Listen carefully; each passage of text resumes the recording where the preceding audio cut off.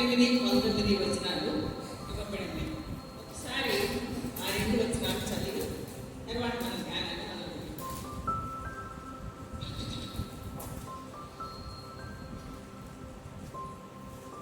పితృపారంపర్యమైన మీ వ్యర్థ ప్రవర్తనను విడిచిపెట్టినట్లుగా వెండి బంగారం వంటి క్షయ వస్తువుల చేత మీరు విమోచింపబడలేదు, కానీ అమూల్యమైన రక్తం చేత, అనగా నిర్దోషమును నిష్కళంకమైన గొర్రె పిల్ల వంటి క్రీస్తు రక్తం చేత విమోచింపబడిందని మీరు ఎరుగుదురు కదా. చిన్న ప్రార్థన చేసుకుంటుంది. మహాపరిశుద్ధుడా, ప్రేమగల తండ్రి, ఇంతవరకు నీ కాపుదలను మోహపరిచి కాపాడాలని స్తోత్రాలు చేస్తున్నాను ఆయన. ఏ విధాలను వాస్తవాలను వ్యతిరేకంగా ఆయన నీ సన్నిధానంలో నిలబెట్టినందుకు స్తోత్రాలు. మా తండ్రి భాగ్యంలో మాట్లాడిచే దేవుడు నాయన, నన్ను ఆ విధంగా మాట్లాడిచి ఈ వాక్యాన్ని గురించడానికి కావాల్సిన నడిపింపు దయచేయమని వేడుకుంటున్నాను. నా నోటి మాటలు, మా అందరికీ ధ్యానం మీ దృష్టి అంగీకారమైనట్లుగా దీవించమని నడిపించమని యేసయ్య ద్వారా వేడుకొని ప్రార్థిస్తున్నాను తండ్రి. ఆమేన్. నాకు ఇవ్వబడింది పవిత్ర రక్తం. మనందరిలో కూడా రక్తం ఉంది కదా. రక్తం లేకపోతే మనం జీవించి ఉండాలి. రక్తమే మనకి ప్రాణాధారం. ఈ రక్తం అమూల్యమైన రక్తం అనే పవిత్రమైన రక్తాన్ని గురించి ఈ దినాన్న మనకు ధ్యానాంశంగా ఇవ్వబడింది. రక్తం యొక్క ప్రాముఖ్యత ఏంటి? ఎప్పుడు దాని విలువను మనం గ్రహిస్తాం? ఏదో ప్రమాదకరమైన పరిస్థితి వచ్చి ప్రాణం మీదకి వచ్చినప్పుడు దాని విలువను మనం గ్రహిస్తాం. ఎంత రక్తం కావాలి, ఏ రక్తం కావాలి, ఏ గ్రూప్ కావాలి అని అప్పుడు తొందరపడుతుంటాం, పరిగెడతా ఉంటాం. కానీ ఈ మనకి ఇవ్వబడిన ఈ పవిత్ర రక్తాన్ని గురించి ఎప్పుడు కూడా మనం ఆలోచించాం. ఈ పవిత్ర రక్తం ఎక్కడిది, ఎవరిది, ఎలాగా మనకు అనుగ్రహింపబడింది అన్న దాన్ని ఇవాళ మనం ధ్యానం చేస్తాం. అయితే లేవీకాండం 17వ అధ్యాయం 11లో రక్తాన్ని గురించి దేవుడు ఎలా సెలవిస్తున్నాడు? రక్తము దేహమునకు ప్రాణం, మీ నిమిత్తము ప్రాయశ్చిత్తము చేయనట్లు బలిపీఠం మీద పోయించుకై దానిని మీకు ఇచ్చింది. రక్తము దానిలో ఉన్న ప్రాణము బట్టి ప్రాయశ్చిత్తము చేయండి. రక్తమే మనం ప్రాయశ్చిత్తం చేస్తుంది అని వాక్యంలో సెలవిస్తున్నాడు దేవుడు. అయితే పాపానికి ప్రాయశ్చిత్తంగా రక్తాన్ని చెందించాలి, రక్తం చెందించబడాలి అని ఎవరు ఎప్పుడు ఏర్పాటు చేస్తారు? దీన్ని మన వాక్యానుసారంగా చూసినట్లయితే ఇది సృష్టి ఆరంభంలో దీన్ని మొదలు పెట్టడం జరిగింది. ఎలాగంటే ఆదికాండం 3వ అధ్యాయం 21వ వచనంలో మనం చూసినట్లయితే అక్కడ దేవుడు ఆదాము అవ్వను స్త్రీని పురుషులుగా సృజించి వారిని ఏదైనా తోటను కాయడానికి, సేద్యం చేయడానికి అది పని అప్పగించాడు.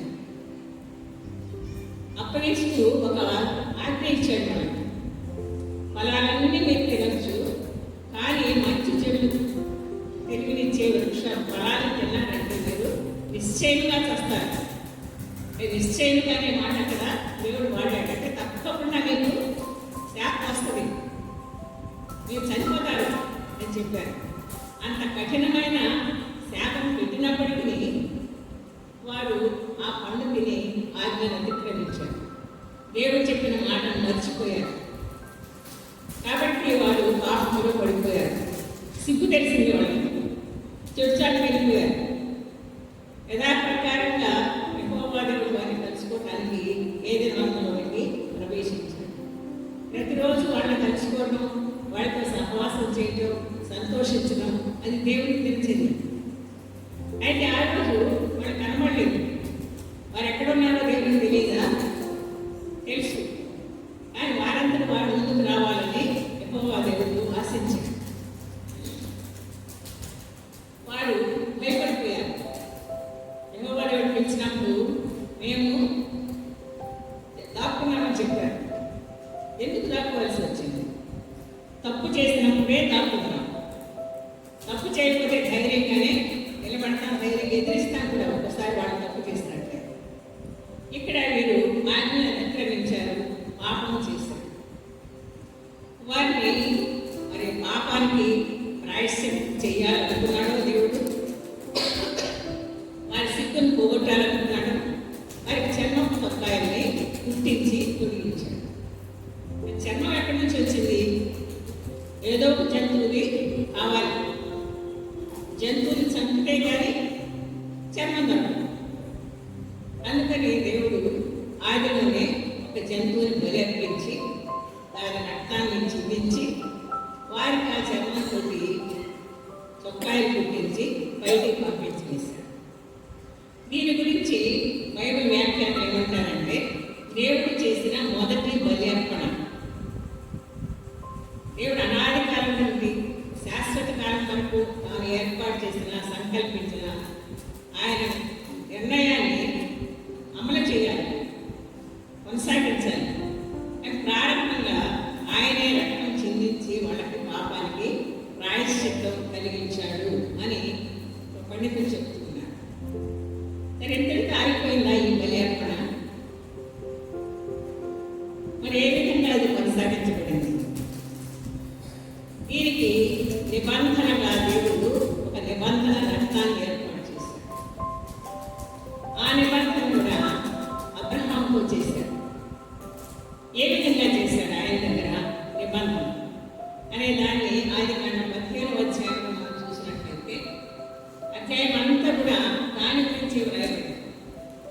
ఒకసారి ఆ 15వ అధ్యాయం చూస్తే, నేను సమాప్తి చేస్తాను కానీ చూస్తూ ఉండండి. ఒకవేళ తప్పు చేస్తే చెప్తే నాకు అందించండి. 15వ అధ్యాయం ముందుగా 12వ అధ్యాయంలో దేవుడు అబ్రహామును పిలిచాడు.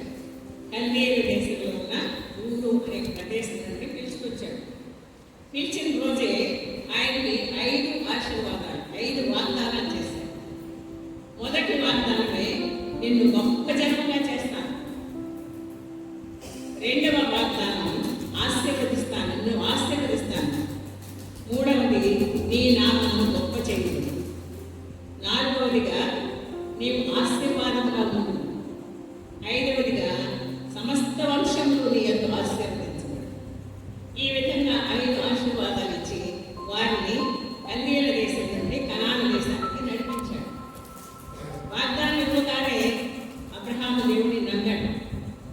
ఆ వాగ్దానం మనం పొందుకోవడానికి ప్రయాణం చేస్తూ వచ్చాడు.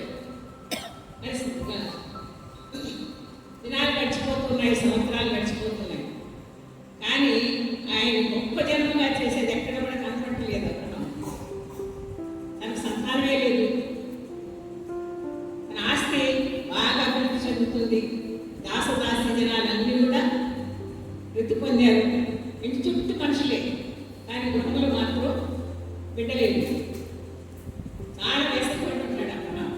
అయ్యో, ఇన్ని సంవత్సరాలు గడిచిపోతున్నాయి, నాకు పిల్లలు ఎప్పుడు కలుగుతారు? నేను వృద్ధుడు అవుతున్నాను. తప్పకుండా ఆలోచన ఉండుంటుంది ఆయనకి.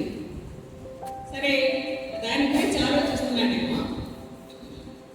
ఒకరోజు రాత్రికి యెహోవా దేవుడు ఆయనకి ప్రత్యక్షమయ్యి మొట్టమొదటి మాట ఏం చెప్తున్నాడు చూడండి. అబ్రామా, భయపడకు, నేను నీకు కేడెను, నీ బహుమానము అత్యధికమని చెప్పాను. నీకు బహుమానం ఇస్తాను.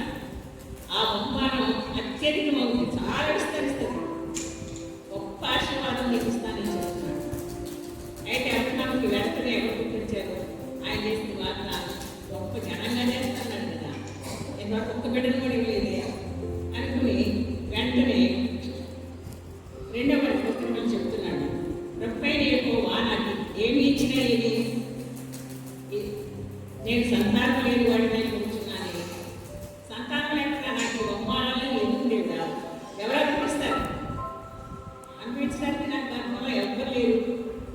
నా పనివారిలో వచ్చిందని ఆస్తిని ఆక్రమించుకోవాల్సిందే, వాడు అనుభవించాల్సిందే అని కొంచెం యాసపడుతున్నాడు అబ్రహాం.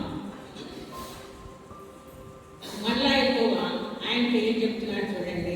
ఇతడు నీకు వారసుడు కాడు, నీ గర్భంలో పుట్టడం వాడే నీకు వారసులవుతాడని అక్కడ వాగ్దానం చెప్పి ఆయన బయటికి తీసుకొచ్చాడు. ఆకాశంలో ఉన్న పర్వతాన్ని నీ చిత్తమైంది చేతనైతే ఎక్కించమన్నాడు. చేత అవుతాను ఎవరికన్నా ఆకాశంలో నాకు చూసేటప్పుడు 10 గంటలతో ఉంది. ఆయన కూడా అదే స్థితి అయి ఉంటుంది. అప్పుడు అలాగే నీ సంతానాన్ని అభివృద్ధి చేస్తాను. ఆకాశ నక్షత్రముల వలె భూమి మీద ఇసుక రేణువుల వలె నీ సంతానాన్ని అభివృద్ధి చేస్తాను. వారికి నీవు పిలిచిన ఈ భూమిని స్వాస్థ్యంగా ఇస్తాను అని చెప్తున్నాడు. అయ్యా నాకైతే తెలిసింది ఇప్పుడు ఆ పిల్లలే లేదు కదా, వచ్చేవాడిని భూమిని స్వాస్థ్యంగా ఎలా చేసుకుంటాను నాకేమి తెలుస్తుంది అని మరొక ప్రశ్న వేశాడు అబ్రహాం. అప్పుడు అబ్రహాముతో ఆయన 3 జంతువుల్ని 2 పక్షుల్ని కిందని ఆజ్ఞాపించాడు. 3 ఒకటేమో 3 ఏళ్ల వెయ్య, 3 ఏళ్ల మేక, 3 ఏళ్ల పొట్టి, ఒక తెల్ల గువ్వ, ఒక పౌరం పిల్ల 5 తీసుకున్నామన్నాడు. మరి వాటి ఖండాలు చేయమన్నాడు లేదు, ఇక్కడ అయితే చెప్పలేదు కానీ చెప్పబడలేదు. కానీ అబ్రహాం వాటిని జంతువులు 3 ముక్కలుగా చేసేసాడు. దేని ఖండానికి దాన్ని ఎదురుగా పెట్టేశాడు. దాంట్లో 45 రాకుండా వాటి తోలు వేస్తా ఉన్నాడు. సాయంకాలం అయింది. సడన్గా గాఢ నిద్ర కలిగిందట అబ్రహాం. ఆ గాఢ నిద్రలోనే కటిక చీకటి కూడా కమ్మేసింది. ఆయన తెలుసుకోలేదో మరి గాఢ నిద్రపోతున్న వాడి కటిక చీకటి లేదు కూడా తెలియదు. కానీ మనకి ఇక్కడ రాయించి ఇచ్చాడు పరిశుద్ధాత్మలో. ఆ కటిక చీకటిలో ఆయన స్వరం ఎంత, ఆ స్వరం ఏమని చెప్తుంది చూడండి. 13వ వచనం, నీ సంతతి వారు తమని కాని పరదేశంలో నివసించి ఈ దేశపు వారికి దాసులుగా ఉన్నారు. ఆ దేశపు వారికి దాసులుగా ఉన్నారు. వారు 400 ఏళ్ళు వీరిని శ్రమ పెట్టుడు. వీరు ఎవరికి దాసులుగుదరో ఆ జన్మలకు నేనే తీర్పు తీర్చుకున్నాను. తర్వాత చివరిగా చెప్తున్నాడు. మరియు పొద్దుకుడికి గట్టిగా చీకటి పడినప్పుడు రాచుచున్న పొయ్యి అగ్ని జ్వాలలు కనపడి ఆ ఖండముల మధ్య నడిచిపోయింది. ఈ రాచుచున్న పొయ్యి అగ్ని జ్వాల ఆ ఖండాల మధ్యగా పోయింది. ఇది దర్శనంలో చూస్తా ఉన్నాడు అబ్రహాం. నిద్రపోతున్నాడు. ఆ నిద్రలోనే దేవుడు దర్శనం ఇచ్చాడు. దాని మధ్య నుంచి నడిచిపోతా ఉంది అగ్ని. అగ్ని అంటే దహించే అగ్ని ఎవరు? యెహోవా దేవుడు. యెహోవాయే తన కుమారుని పంపించాడని కొంతమంది చెప్తూ ఉంటారు. యేసుక్రీస్తు వారే మంచిగా నడిచాడు. దీనికి ఏమని చెప్తారంటే వాటి మధ్యగా నిలబడి పోయాడు కాబట్టి వారి మధ్యనే ఉంటారు. నీ సంతానం వారి మధ్య నేను ఉంటాను. ఇంకో 10 వంశాల వారిని 10 రాజుల్ని నేను నాశనం చేస్తాను. ఆ ప్రాంతాన్ని వీరికి స్వాస్థ్యంగా ఇస్తానని చివరి మాట అబ్రహాముతో నిబంధన చేశాడు. రక్తము ద్వారా రక్తం చెలిపించి ఒక నిబంధన చేశాడు. ఆ నిబంధనని కొనసాగిస్తూ ఉన్నాడు. చివరి యేసుక్రీస్తు బలి అర్పణ వరకు కొనసాగుతుంది. ఆయన చేసిన వాగ్దానం నెరవేర్పుగానే ఇశ్రాయేలీయులను ఐగుప్తు దేశానికి నడిపించడం, అక్కడ వారు 400 సంవత్సరాలు ఐగుప్తుకి బానిసలుగా ఉండటం, వారు కష్టాలు పడినప్పుడు యెహోవా దేవునికి మొరపెట్టారు. మొరపెట్టకపోతే దేవుడు మనకి సహాయం చేయడు. అడిగితేనే ఇస్తాడు. రక్షణ పొందబోరు వారికే రక్షిస్తానన్నాడు. కాబట్టి వారు మొరపెట్టారు. ఆ మొరని దేవుడు ఆలపించాడు. వారిని విడుదల చేయడానికి మరి మోషే అతను పంపించడం మనకు అంతా తెలుసు. ఎన్ని అద్భుత కార్యాలు చేశాడో,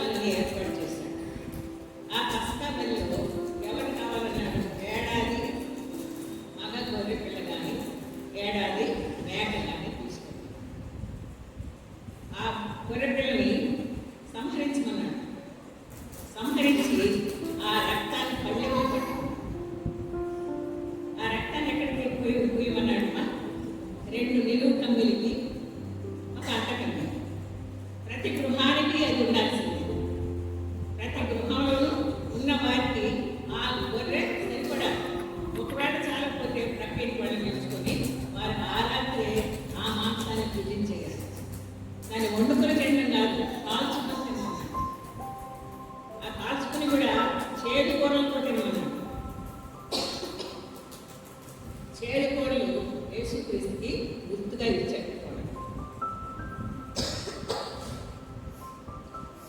ఈ రీతిగా వాళ్ళకి ఒక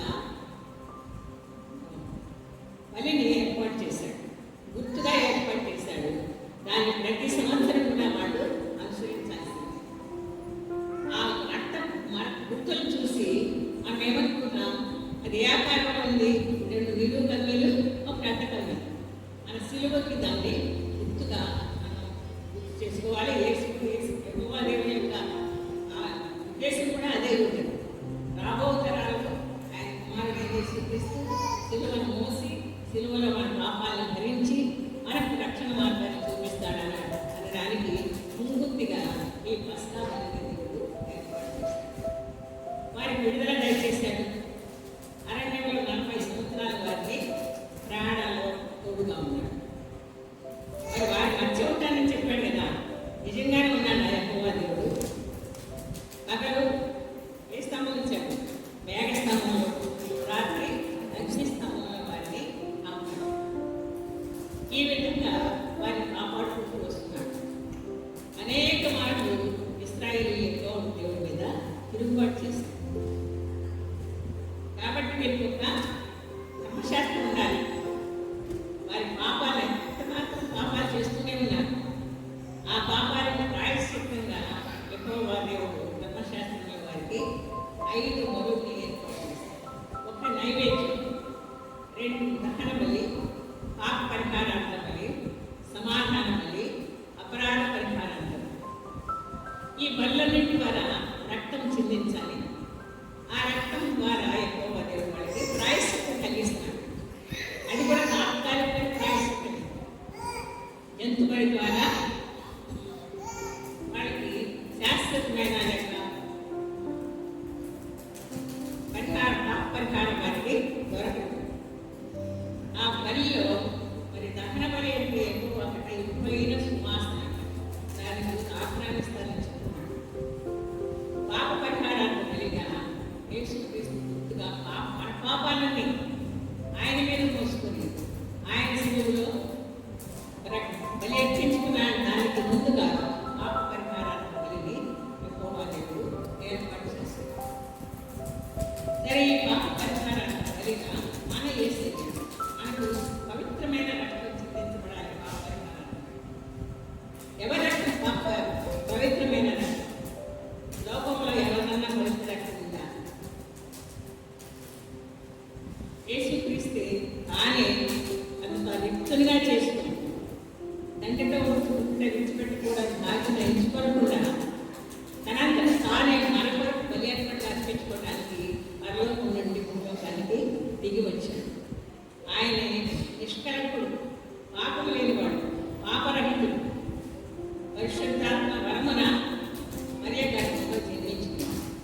జన్మ పాపం ఆయనకి లేదు. మరి 33.5 సంవత్సరాలు ఎదుగులో జీవించాడు. ఆయన ఎవరైనా పాపం గురించి ఎత్తి చూపించారా? తానే త్యాగం చేశాడు. నాలో పాపం ఉన్నదని ఎవడు నిరూపిస్తాడు? ఆ రోజు నుంచి ఈ రోజు వరకు కూడా ఎవడైనా ఆన్సర్ చేయగలిగాడా? ఇది ముందు కూడా ఎప్పుడు చేయలేదు. ఎందుకంటే ఆయనే పరమ పవిత్రుడు, నిష్కళంకమైన వ్యక్తి, నిర్దోషి. ఆయన రక్తము ద్వారానే మనకు పాప క్షమాపణ అనేది జరుగుతుంది. ఈ యేసుక్రీస్తు వారు మనకు తెలిసిన రీతిగానే సిలువలో మన పాపాలన్నింటినీ మోసాడు, భరించాడు, సిలువలో రక్తం కాచాడు. ఆ రక్తాన్ని ఆయన ఒకేసారి దేవుడి సన్నిధిలో మానార్పణగా అర్పించాడు. ఆ బల్యార్పణ ద్వారా మనకు ఎన్నో దీవెనలు, ధన్యతలు అనుగ్రహించాడు. ఆ రక్తాన్ని గురించి మన బైబిల్లో ఏమని చెప్పబడుతుంది? యేసుక్రీస్తు వారు అర్పించిన బలి రక్తాన్ని గురించి ఏమైనా మనకు ఆధారాలు లేకపోతే మన బైబిల్లో ఏ వాక్యాలు ఉన్నాయి? ఏ విధంగా మనకు పాప క్షమాపణ జరుగుతుంది? దాని గురించి కొద్ది నిమిషాలు మనం మాట్లాడుతున్నాం.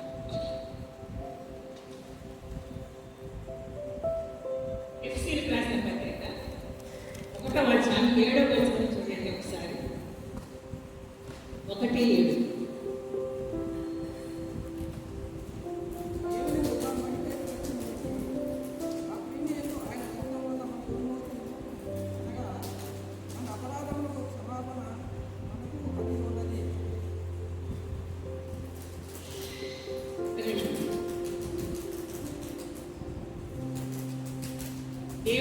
మా మహదేశ్వరిని బట్టి ఆ ప్రీమియంలు ఆయన రక్తం వలన మనకు విమోచనం, అనగా మన అపరాధములకు క్షమాపణ మనకు కలిగినది.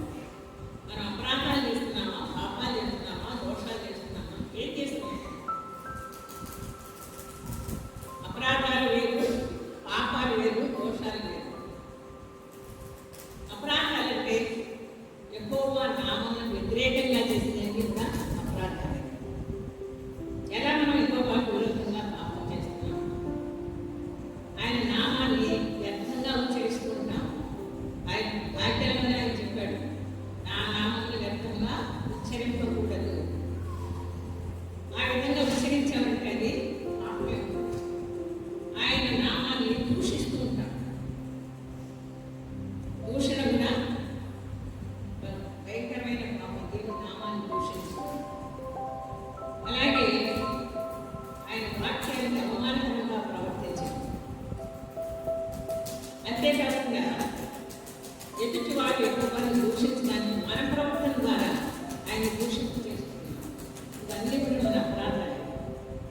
మన అపరాధానికి ప్రాయశ్చిత్తంగా దేవుడు యేసుక్రీస్తు యొక్క రక్తాన్ని మనకి ప్రసాదించాడు. దాని ద్వారానే మనం మన అపరాధాలన్నీ కూడా క్షమించబడుతుంది. అలాగే ఫిబ్రవరి 9:14 చూడండి.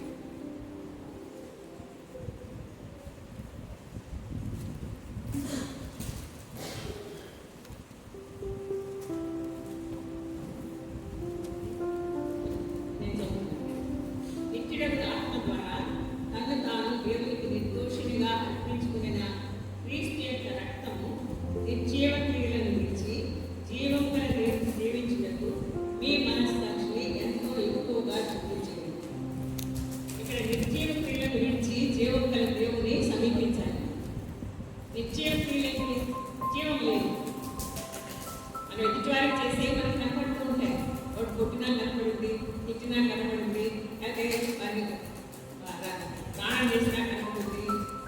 చాలా విషయాలు మనం బయటకు కనపడే పాపాలు చేసుకుంటాం. అయితే నిర్జీవ క్రియలు అనేవి బయటకు కనపడదు, హృదయంలో చేసి వాటినే మనం డెడ్లీ సిన్స్ అంటాం. 7 పాపాలని చెప్తూ ఉంటారు. మొదటిది ప్రైడ్, అంటే గర్వం. రెండవది గ్రీడ్, దురాశ. మూడవది లస్ట్, అంటే కాముకత్వం. ఎన్వి, అసూయ. గ్లట్టని, ఇల్లుపోతాం. యాంగర్, కోపం. ఏడవది లేజినెస్, సోమరితనం. ఇవన్నీ ఇంచుమించు మన అందరిలో ఉంటాయి. ఒకటి తప్పితే అందరూ చేసే పాపాలే. అవన్నీ కూడా ఎవరికైనా కనపడతాయా? మనలో ధనం ఉంటే ఒక్కోసారి కనపడతా, ఒక్కోసారి కనపడదు. అంతర్లేదు కానీ ఇతరులు బట్టి అసలు పడతా ఉంటాం. అరే వాడికి నాకు ఎక్కువ ఉంది, నాకు లేదే ఇది, నాకుంటే బాగుండేది అనుకుంటే అంతవరకు బాగానే ఉంటుంది. వాడికి లేకుండా చేయాలి, వాడికి పోవాలని కూడా ఆశిస్తూ ఉంటాం. అది ఘోరమైన పాపమే. ఎవరికి తెలియదు ఆ పాపం కూడా. అలాగే తిండిపోతాం, అది మనం కంట్రోల్ చేయలేదు. అది ఉంటే దాన్ని కొనసాగించవలసిందే. వాడు కోడి కోపం ప్రతి ఒక్కరిలో ఉండేది, ఏదో సమయంలో బయటపడుతుంది. కోపాన్ని అణుచుకోవడం మనకు అసాధ్యమైన పని. ఎందుకంటే ఎదుటివారు ఏదో చిన్న తప్పు చేసినా మనకు విపరీతమైన కోపం వచ్చేస్తాం. నా వస్తువు ఏదో తీసుకున్నాను, తీసుకున్నాం, వెంటనే లాగేసుకున్నాం. అది కోపమేనా కాదా? అలాగే సోమరితనం, చేయవలసిన పని ఆ సమయంలో చేయం, పోస్ట్పోన్ చేస్తాము. ఇవన్నీ కూడా నిర్జీవ క్రియలు. ఈ నిర్జీవ క్రియలు నుండి మనకు విమోచన దయచేస్తుంది యేసు ప్రభు చిందించిన రక్తం. అలాగే యోహాను రాసిన మొదటి పత్రిక 1:7 చూడండి.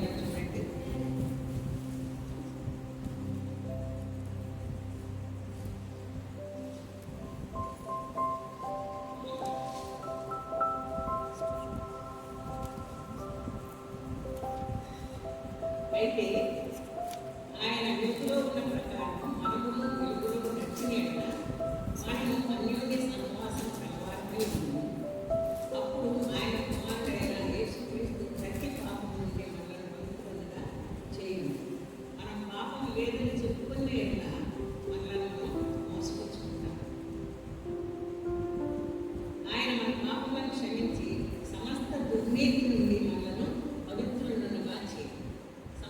దుర్నీతి అంటే నీతి లేని కార్యాలు చేయడం.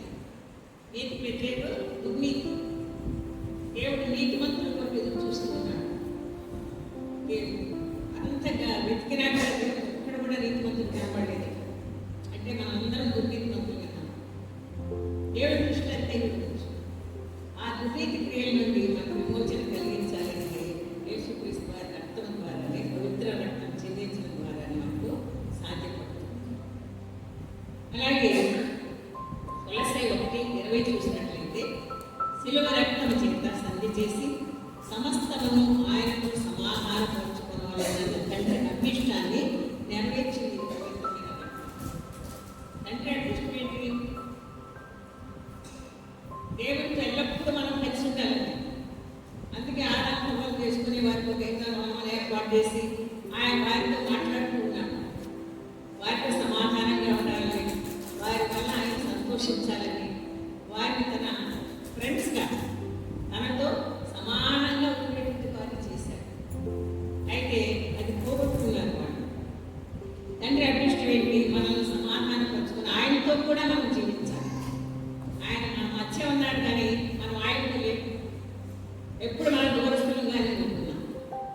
ఈ సంబంధాన్ని దగ్గర చేసి దేవునితో సమాధానం పరిచింది మన యేసుక్రీస్తు వారి శిలువ రక్తం. అలాగే ఎఫెసీ 2:13 చూస్తే మునుపు దూరస్తులైన మీరు ఇప్పుడు క్రీస్తునందు ఆయన రక్తం వలన దేవునికి సమీపస్తులై ఉన్నారు. సమీపస్తులై ఉన్నారు అని చెప్తున్నాడు. ఎలా సమీపంగా జీవించడానికి అవకాశం దొరికింది? శిలువలో యేసయ్య రక్తం చిందించిన తరువాత అదే సమయంలో మరి దేవాలయంలో ఉన్న తెర పైనుండి కిందికి చిరిగిపోయింది. మార్గం సుగమమైంది. దేవుణ్ణి వ్యక్తిగతంగా కలుసుకోవడానికి మనకి మార్గాన్ని దేవుడు ఏర్పాటు చేశారు. ఇవన్నీ కూడా యేసుక్రీస్తు యొక్క పరిశుద్ధమైన పవిత్రమైన రక్తం ద్వారానే మనకు అనుగ్రహించబడింది. అయితే మన అన్న ఇశ్రాయేలీయులు కానీ పాత్రమందరం వాళ్ళందరూ కానీ చేస్తూ వచ్చారు కదా బలి అర్పణ. మరి దానివల్ల ఏమైనా మనకు ఏమీ లేదు అని ఫిబ్రవరి పత్రికలో చెప్తున్నాడు. 10వ అధ్యాయం 14 చూసినట్లయితే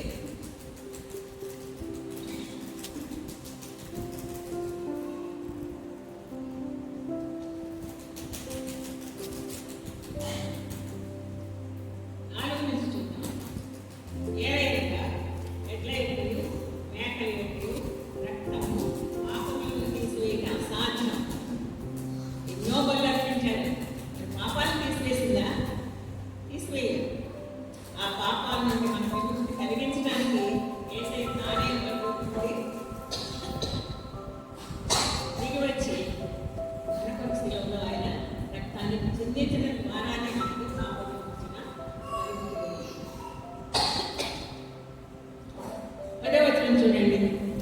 యేసుక్రీస్తు యొక్క శరీరము ఒక్కసారి అర్పింపబడటం చేత ఆ చిత్తమును బట్టి మనము పరిశుద్ధపరచబడి ఉన్నాం. ఎన్నిసార్లు యేసయ్య తన రక్తాన్ని చిందించాడంటే ఒకే పర్యాయం. అది మొదలైతే సంవత్సరం అర్పిస్తూనే ఉన్నారు. ఒక పాపం చేసి బలి అర్పించి ఇంకో పాపం చేసి బలి అర్పించారు. కానీ మనందరి పాపాలని ఒక్కసారి బలి అర్పణగా చేసి ఆ రక్తాన్ని యెహోవాకి మానార్పణగా అర్పించాడు.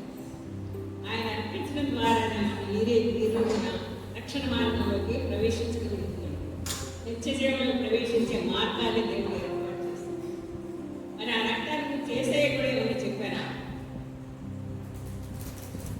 వేసే కూడా ఆ రక్తం ఎలాంటిది, ఎందుకు మీరు దీన్ని ఆచరించాలి అనే విషయాన్ని కూడా దేవుడు యేసుక్రీస్తు వారే ఆయన సొంతగా మనకి చెప్పాడు. మత్తయి సువార్త 26:28 చెప్తున్నాడు, ఇది నా రక్తం, నేనే చిందించాను మీకు, అనగా పాప క్షమాపణ నిమిత్తం అనేకులకు చిందించబడుతున్న నిబంధన రక్తం. నా రక్తాన్ని నేను చిందించాను, మీ కొరకు చిందించాను. ఈ నిబంధన రక్తం మీరు అనుసరించిన ఎలా మీకు పాపం వచ్చిన కలుగుతున్నాం. అలాగే